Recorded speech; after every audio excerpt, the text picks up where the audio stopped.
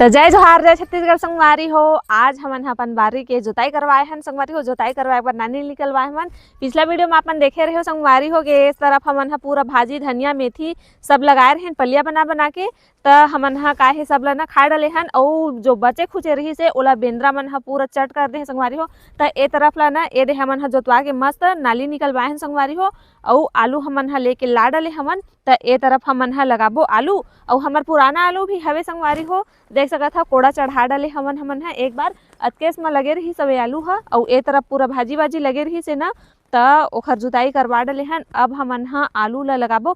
आलू हमन लेक ला डाले हन संगवारी हो लगाए बर, जो कि ना जरई आगे हवे।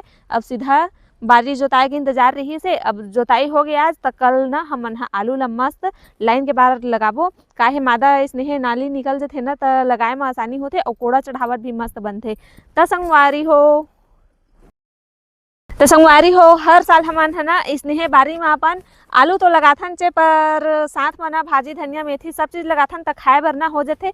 और हमार बारी के आलू के ही संगवारी हो हमन चिप्स बनाथन, बड़ी बड़ी बनाथन, सब बनाथन संगवारी हो। त ए दे जब ए खाए लायक होही ना ए वाले आलू ह त जो अभी हमन आलू लगाबो ओखर बारी आ जाही संगवारी हो। त फिर हमन बनाबो चिप्स। तब तक के लिए जय जोहार संगवारी हो। जय